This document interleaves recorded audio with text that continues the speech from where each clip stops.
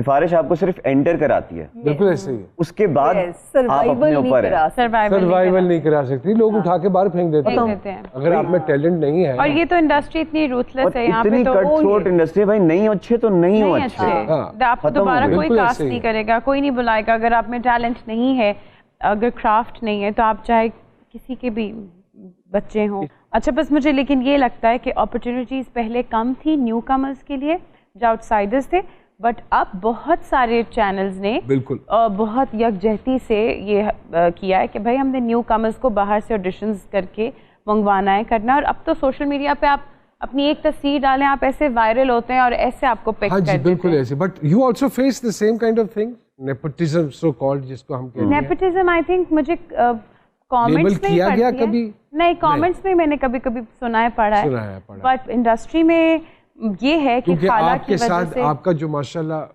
वालदा, जी, खाला, अम्मा, पूरा खानदान ही, अदनान, मामू, सबकी वजह से आई थिंक तो एक था ना, इधर तो घर पूरे का पूरा टब्बरी माशाल्लाह माशाल्लाह। आई थिंक प्यार सब करते हैं, प्यार सब करते हैं, डांटता नहीं है कोई कि अच्छा नहीं अपनी घर की बच्ची है, बट अगर कोई डांट दे तो वो मुझे होता है कि you know I am sure that they want my betterment.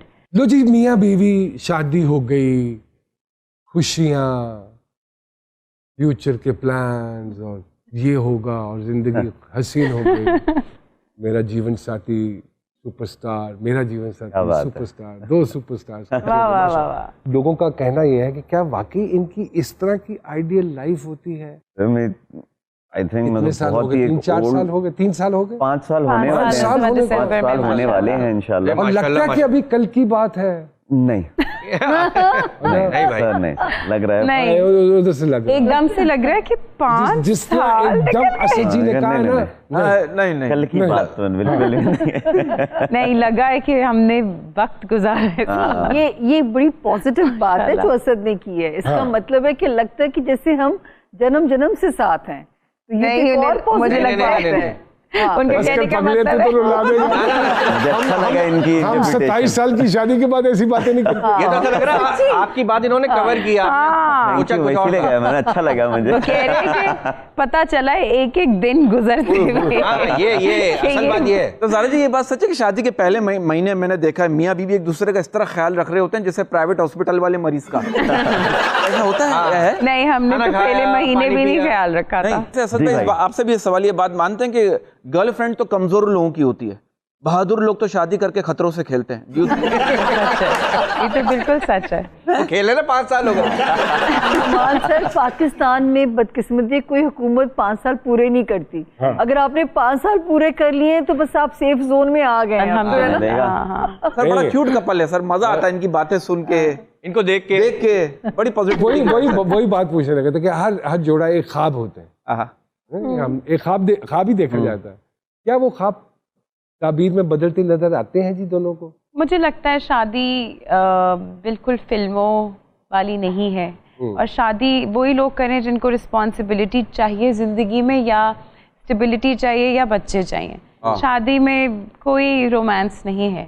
Romance है इसी चीज़ में कि आप एक दूसरे के साथ घर की जिम्मेदारियाँ, बिल्स, ग्रोसरी करने जा रहे हैं, बच्चों को पाल रहे हैं। असल लाइफ का मतलब वो है। अब आपको महसूस होता है कि इन चीजों में भी रोमांस डाला जा सकता है? ग्रोसरी मुझे लगता है यही रोमांस है। अच्छा, असल रोमांस यही है। खाली मेहंदी माइयों तक होता है बस। तो खानदान मेहंदी माइयों, वो भी एक फीलिंग होती है कि यू नो अनएक्सप्लोर्ड एक रिलेशनशिप है, उसमें क्या होगा, जब अगले दिन पता चल जाता है क्या होगा तो फिर आप एक परसेप्शन है पब्लिक की कि ये तो एक हनीमून पीरियड है ना जी, उसके बाद मियाँ बीवी की एक प्रैक्टिकल लाइफ शुरू होती है। तो वो कितना पीरियड है और कितने अरसे के बाद प्रैक्टिकल लाइफ शुरू हो जाती है? आई थिंक निकाह के अगले दिन शुरू हो जाती है practical life.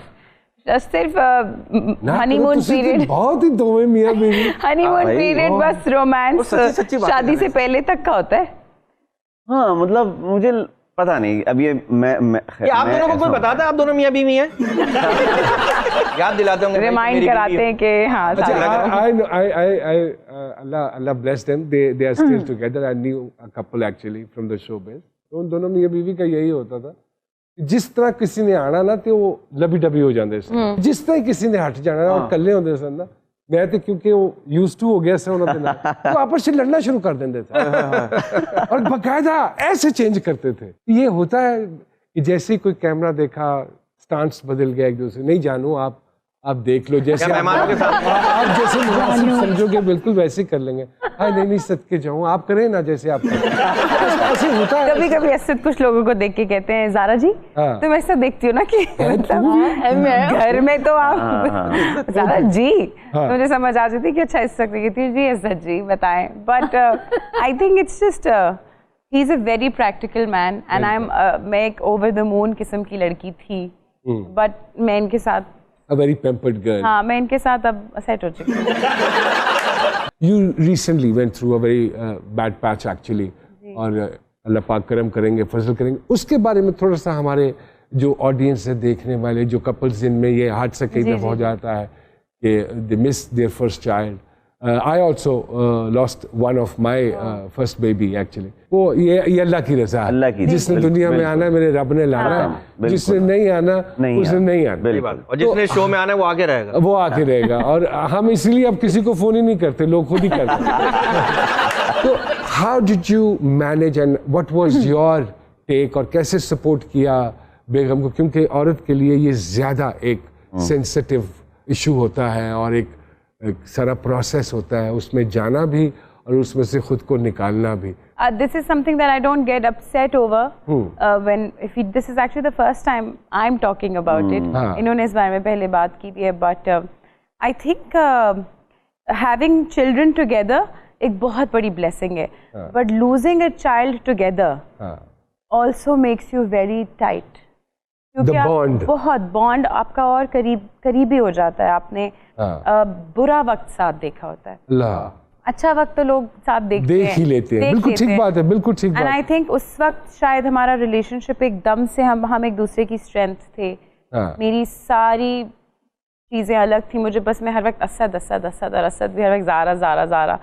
I think it was that point, शायद अल्लाह मियां ने हमें और करीब करना था और समझाना था कि जिंदगी में रुकना चाहिए और काम और चीज़ों को और दुनियावी चीज़ों को प्रायोरिटी कम देनी चाहिए और फैमिली को ज़्यादा तवज्जो देनी चाहिए। So I think that's what we learned and I think it is very important for women to really focus on them physically. हम घर के काम करती हैं, बहुत सारी औरतें घर के काम करती हैं, माँ बाप के काम करती हैं, बट वो भूल जाती कि इनमें उनकी फिजिकल हेल्थ और mental health is very important because उन्होंने पूरी family to have a healthy child, to have a healthy child it is very important। जब मेरे साथ ये हुआ तो मैंने बहुत सारे डिस्कशन ग्रुप्स ज्वाइन किए टू फिगर आउट कि क्या होता है। आई वाज शॉक्ड, आप जैसे आपने बताया कि आपके साथ हुआ, एवरी नाउ एंड देन हर दूसरे घर में ये हुआ है। तो ऑब्वियसली अल्लाह मियां की मर्जी तो है, बट आई थिंक औरतें अपना ख्याल नहीं रखती। हमारे साथ जब ये वाकया हुआ तो शी वाज वेरी अपसेट,